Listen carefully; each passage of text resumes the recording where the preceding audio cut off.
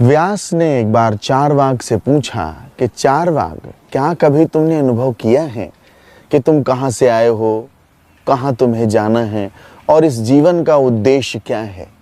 चारवाक का उत्तर था, मैं अपने चाचा जी के घर से आया हूँ और बाजार जा रहा हूँ। मेरा उद्देश्य है अच्छी ताजी सब्जी खरीदना।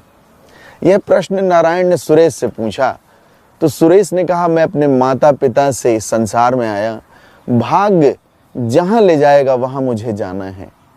जो मुझे मिला है उससे अधिक इस संसार को अर्पित करूं, यही मेरे जीवन का उद्देश्य है। और जब यही बात गोविंदप्पा ने शंकर से पूछी तो शंकर का जवाब था, मैं संपूर्णता से आया हूं, संपूर्णता में ही वापस लौटना है और जीवन की इस यात्रा में पग दर पग संपूर्णता को महसूस करना ही मेरे जीवन का उद्देश्य है। बुद्ध के प्रश्न पर महाकश्यप का प्रत्युत्तर था, मैं शून्य से आया हूं, शून्य में ही मुझे जाना है और मेरे जीवन का उद्देश्य भी शून्य ही है। अष्टावक्र ने जनक से जब यही प्रश्न पूछा तो जनक ने जवाब दिया, मैं ना तो आया हूं और न ही कहीं जाऊंगा और न ही कोई उद्देश्य है। श्री कृष्ण इस प्रश्न पर मुस्कुराए और कुछ नहीं पूछे। भीष्म भी मुस्कुराए और कोई जवाब नहीं दिए। सत्य के बोध के लिए हर एक का दृष्टिकोण अलग होता है। प्रभु ईसा को मृत्युदंड के उद्देश्य से राज्यपाल पिलातुस के सम्मुख खड़ा किया गया। पिलातुस ने ईसा से पूछा कि तुमने क्या किया है, कौन हो तुम और ये सब लोग क्यों तुम पर दोष लगा रहे हैं। ईसा ने कहा, मेरा राज्य इस संसार का नहीं है और अगर इस संसार का होता तो मेरे लोग खड़े होते मेरे लिए। मैंने इस कारण जन्म लिया और इस कारण इस संसार में आया हूं कि सत्य की साक्षी दूं, सत्य की साक्षी दूं। प्रत्येक व्यक्ति जो सत्य का है मेरी वाणी सुनता है। और पिलातुस ने ईसा से फिर पूछा कि सच्चाई क्या है। बहुत सुंदर प्रश्न पिलातुस ने पूछा कि सच्चाई क्या है। राज्यपाल पिलातुस और ईसा के थोड़े से मिलन एवं संवाद से पिलातुस का हृदय रूपांतरित हो गया। वो पूरी ताकत लगाकर प्रयास करने लगा कि ईसा को मृत्युदंड न मिले, लेकिन जनता की जिद के आगे उसकी एक न चली। ईसा को क्रूस पर टांग दिया गया। क्रूस की श्रापित जगह उनके संस्पर्श से पवित्र वेदी बन गई। क्रूस की श्रापित मौत मुक्ति का चिन्ह बन गई और एक साधारण शुक्रवार का दिन शुभ शुक्रवार में परिणित हो गया। मृत्यु विजय में विलीन हो गई। क्रूस की पवित्र वेदी से ईसा ने प्रार्थना की कि हे परमपिता, इन सब को क्षमा कर दो। उनके लिए प्रार्थना की जिन्होंने उनको क्रूस पे टांग दिया और उनके लिए प्रार्थना करते हुए उन्होंने कहा, हे पिता, इन्हें क्षमा कर दे क्योंकि ये नहीं जानते ये क्या कर रहे हैं।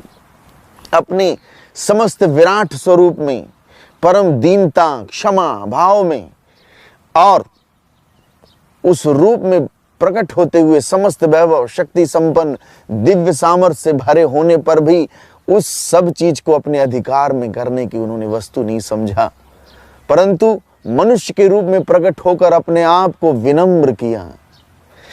यहां तक आज्ञाकारी रहे कि क्रूस की मृत्यु भी ले ली। ईसा ने कहा, मानव पुत्र, अपने जीवन काल में उन्होंने अपने शिष्यों से कहा, मानव पुत्र, सन ऑफ मैन, मानव पुत्र सेवा कराने नहीं वरन सेवा करने और सब मनुष्यों के लिए उनकी मुक्ति के मूल्य में अपने प्राण देने आया है। अपने जीवन काल में अपने शिष्यों के साथ चलते हुए रहते हुए प्रभु ईसा ने एक सुंदर बात कही, अपने शत्रुओं से प्रेम करो और अपने सताने वालों के लिए प्रार्थना करो, जिससे तुम अपने पिता की जो स्वर्ग में है संतान बन सको, क्योंकि वह दुर्जन और सज्जन दोनों पर अपना सूर्य उदय करता है तथा धार्मिक और अधार्मिक दोनों पर वर्षा करता है। यदि तुम केवल उन्हीं से प्रेम करो जो तुमसे प्रेम करते हैं तो तुम्हें क्या फल मिलेगा।